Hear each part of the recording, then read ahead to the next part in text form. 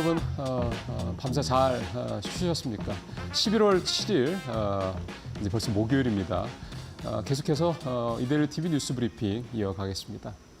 오늘은 뭐 제가 이제 이데일리 신문만 보는 건 아닌데 웬만한 신문들이 다 톱 기사가 이제 다 트럼프 얘기죠. 뭐 당연한 얘기입니다. 그만큼 대형 이벤트였고 올해 사실 가장 큰 이벤트죠. 그 결과는 생각했던 것보다는 좀 싱겁게 트럼프 트럼프 공화당 후보의 완승, 민주당의 참패로 결론이 났습니다. 제목에서 보실 수 있던 것처럼 돌아온 트럼프, 미국의 모든 것 고치겠다. 사실은 여기에 어떻게 보면은 가장 핵심적인 내용들이 다 담겨 있다라고 봐도 될 것 같습니다. 그러니까 앞으로 지난 2016년도였죠. 트럼프 후보가 먼저 처음으로 대통령이 됐던 대선에서 승리했던 당시가 그때보다도 더 이제 어떤 변화가 있을 수 있다라는 그런 부분들이 이제 제목에 다 담겨 있다 볼 수가 있겠고요.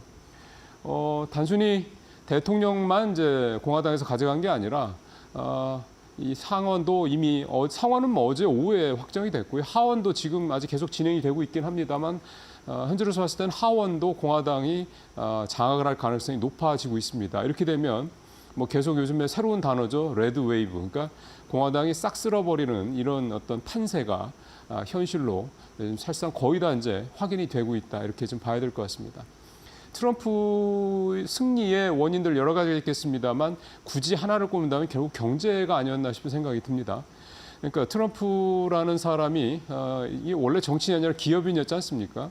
그러다 보니까 이제 사람들이 이 돈과 관련해서 경제와 관련해서 뭐에 예민한지를 어떻게 보면은 가장 잘 아는 사람이고 그거를 이 사람이 잘 알아서 미국에서 일단 큰 성공을 했던 사람이기 때문에 어떤 자기의 그런 경제 쪽에서 비즈니스 쪽에서의 성공 어떤 공식을 정치 쪽에서도 이제 그대로 적용을 해서 2016년에도 깜짝 승리를 했던 거고 이번에도 사실은 또 한 번의 서프라이즈 승리라고 해도 틀린 말은 아닐 것 같습니다. 아시는 것처럼 워낙 초박빙의 승부였기 때문에요.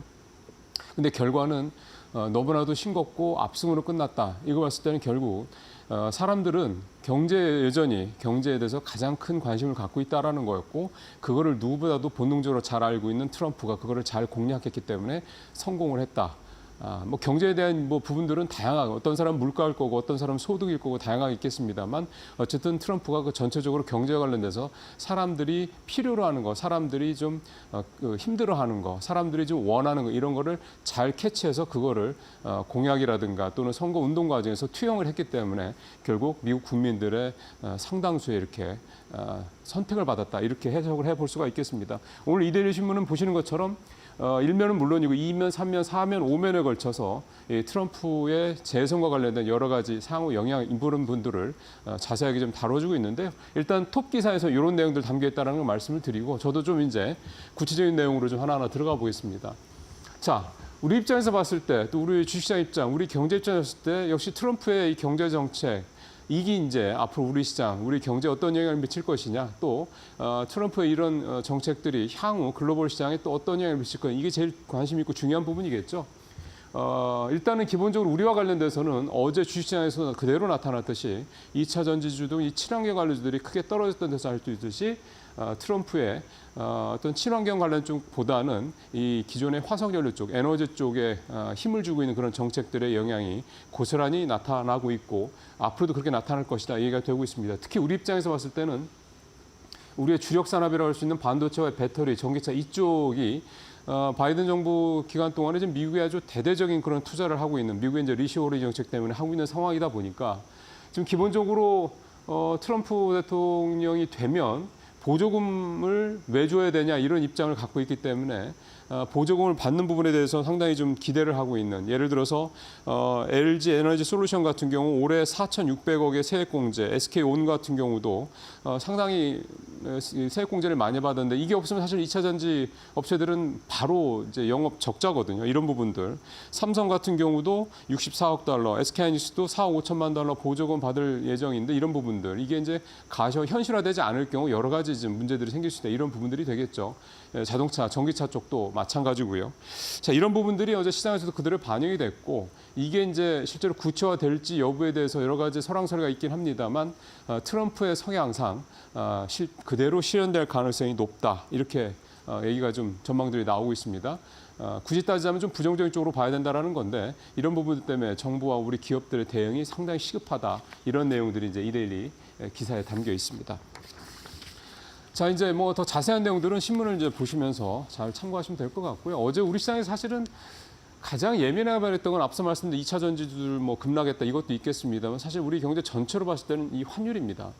어제 일단 정규장에서는 1,397원까지 올라가서 1,400원대에 거의 임박했다가 정부가 조금 개입을 한 것 같죠. 그래서 소폭 빠져서 1,397원에 마감이 됐는데 어제 장 이후에 지금 화면에서 보시는 것처럼 1,400원대를 넘어갔습니다. 그러니까 시장에서 예상했던 대로 트럼프가 당선이 되면 우리 환율이 밴드가 1,350에서 1,450까지 이렇게 1,400대 중반까지 넘어갈 수 있을 것이다. 이런 얘기들이 좀 많이 있었거든요.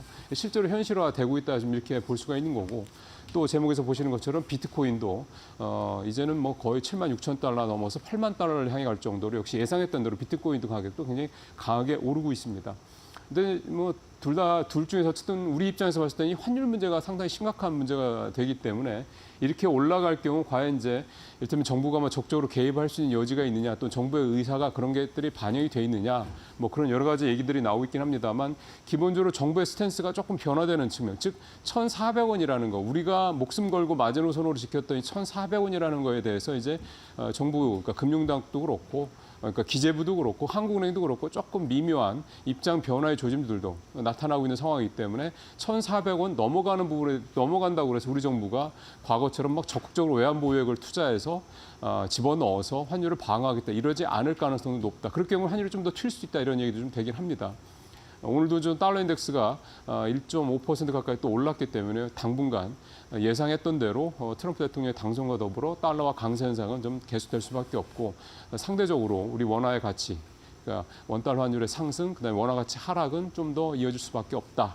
이제 과연 이제 어느 정도가 이제 이를테면 적정 수준이 될 것이냐 이 부분이 어떤 소위 말하는 탐색 작업 이게 이제 당분간 지속될 가능성이 높다 이렇게 봐야 될 것 같습니다. 자, 우리 주식시장 이제 얘기로 이제 오늘 뉴스 브리핑 마무리를 좀 할 텐데요. 미국의 대선 한계 거친 증시 머니붐이 시작된다. 이제 이렇게 제목이 되나 이제 그렇죠 의문형이 되는 거죠.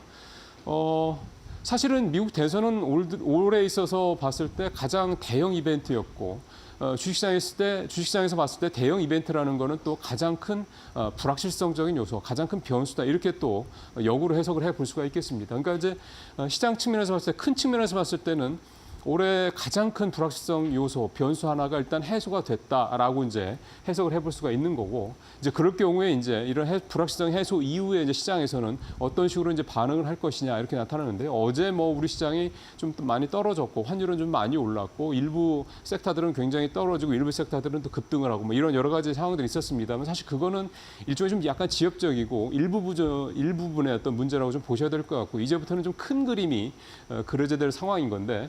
지금 이 기사의 이제 주요 내용들은 그동안에 이제 관망 분위기가 짙었기 때문에 파킹형 ETF에 돈이 좀 몰렸다. 그리고 고객 예탁도 줄었었다. 그다음에 우리 거래도 전반 줄었다. 이런 말씀을 다 드렸던 이유도 계속 이제 시장이 적극적으로 뭐 뛰어들기보다는 시장 앞으로의 방향성, 즉 대선이라는 이 어떤 불확실성이 해소된 이후에 이제 상황들을 좀 보고 있다. 뭐 이런 부분들 때문에 시장에 좀 돈이 이렇게 파킹형 ETF 같은 대기성 어떤 그런 상품에 좀 들어가 있었다. 이제 이런 얘기가 되는 건데요. 그럼 자 이러면 불확실성이 해소됐기 때문에 이 돈들이 이제 빠져나와서 주식시장으로 들어와서 이제 우리 주식을 사거나 또는 미국 주식을 사거나 이런 식으로 이제 옮겨갈 것이냐 여부에 대한 기사가 좀 되겠습니다. 일단 전체적으로는 아무래도 이제 어제 우리 시장 뭐 결과만 보더라도 우리 시장에 대한 부담은 좀 당분간 계속될 가능성이 높다라는 얘기가 좀 되는 거고 그러다 보면 역시 오늘 새벽에 아주 급등한 모습을 보였던 미국장. 특히 이제 우리나라 사람들도 좋아하지만 전 세계에서 다 주목하고 있는 이 기술주들, 빅테크 종목들 쪽으로 좀 더 무게중심이 갈 수 있다. 이런 해석도 좀 나올 수가 있는 거고요. 이제 마지막으로 어제 전체 그러니까 글로벌 시장의 특징을 보면은요. 미국 뭐 오늘 이제 새벽에 올랐으니까 됐고 조금 전에 이제 마켓 시그널에서 이제 보셨겠지만 유럽 시장들 대부분 다 좋지 않았습니다. 낙폭도 좀 컸고요. 아시아 시장에서는 어제 중국하고 우리는 떨어졌고요. 대만하고 일본은 또 많이 올랐습니다. 그러니까 어떻게 보면 좀 이런 어떤 큰 그림에서의 흐름들 이런 부분들이 트럼프가 대통령이 되고 난 이후, 트럼프의 2기가 시작되고 난 이후에 또 전후에 어떻게 보면 이제 글로벌 시장의 흐름을 단초적으로 보여주는 어떤 모습이 아닐까 이런 생각도 좀 듭니다. 당분간 여러 가지로 조금 변동성도 있고 있을 수 하겠습니다만 올해보다는 이제 내년에 트럼프 2기가 본격화되는 내년 이후의 시장의 큰 흐름들은 어디로 갈 것이냐 이런 부분들 어제 사실 아시아 시장 그다음에 오늘 새벽에 끝난 뉴욕 시장 그다음에 유럽 시장 이런 게에서 좀 실마리를 찰 수 있지 않겠나 이런 생각이 좀 드는군요. 뉴스 프리뷰 마치겠습니다.